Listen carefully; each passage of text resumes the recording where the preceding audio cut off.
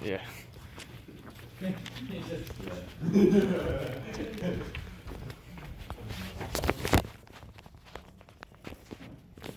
You want me to hold it for you? No, it's good.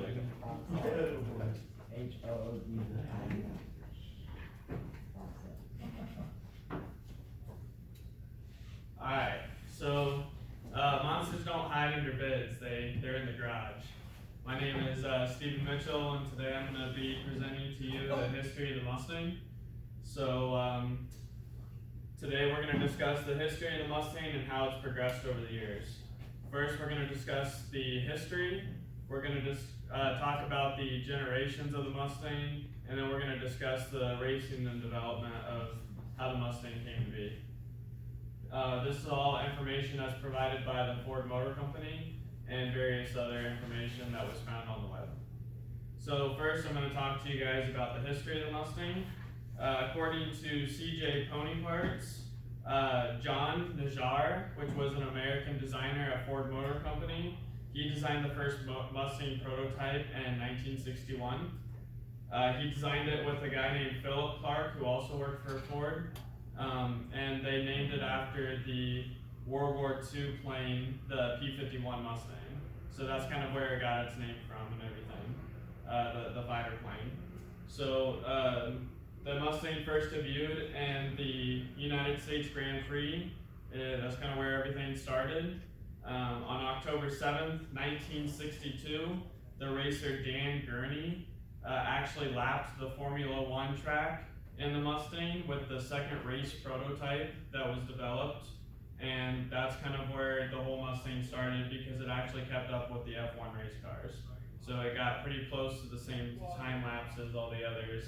And that's whenever Ford really decided, hey, this is what we want to do, and this is what we're going to go ahead and continue producing to keep up with the racing production that everybody was wanting.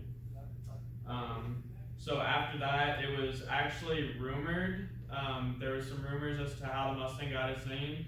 The designer obviously wanted to name it off the World War II fighter plane. However, there was a couple other rumors as to how it got its name.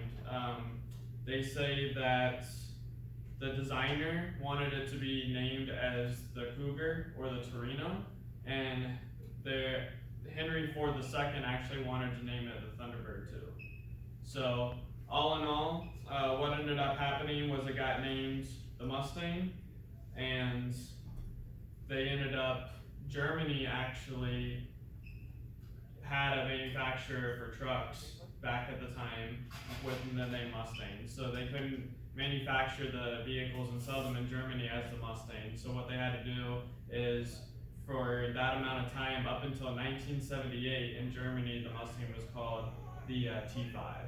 So because Ford refused to buy the name off the guy that owned the company in Germany.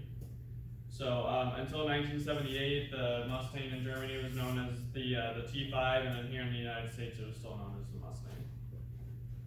So throughout the history of the Mustang is what kind of started the whole American icon. There were many, many generations to come after that. So that brings up my second point, which is the generations of the Mustang.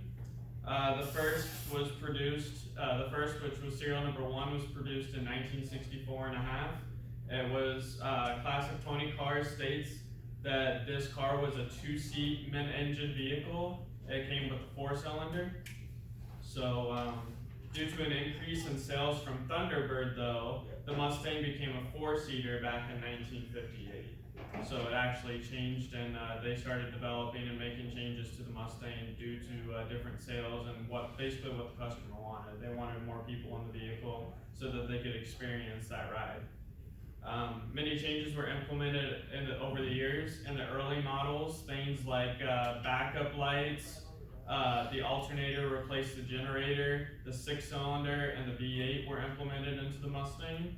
There were many different body styles and models, such as the Cobra and the Fox body.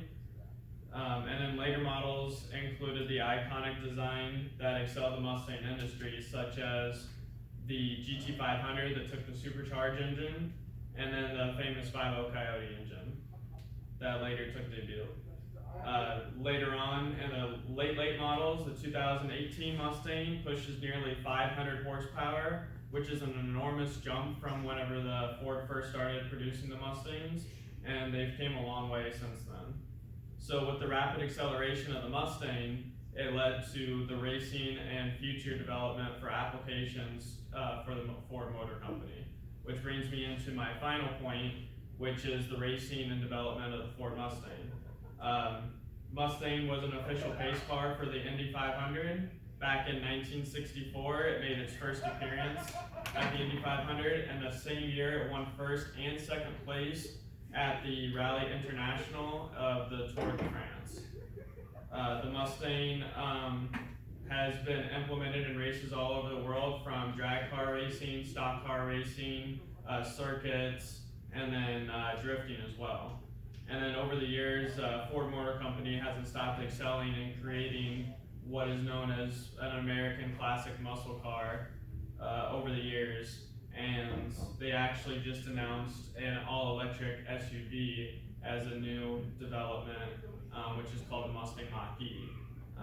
And then according to Popular Mechanics, it's capable of up to 300 miles on the electric motor. And then it has many different trims that you can choose from, including like the Mach trim and stuff like that. Kind of gives it a more new edge look that the people are wanting. So with the expansion in the automotive industry, Ford will continue to satisfy the Mustang enthusiast and continue to grow and expand for the future. So to restate what we talked about, first we discussed the history of the Mustang. Next, we talked about the different generations of the Mustang, and finally, we talked about the racing and development of the Mustang. So, just with over 55 years of history, the Mustang is a classic American icon that stands out to proud the streets, tracks, and competition, whether it be day or night.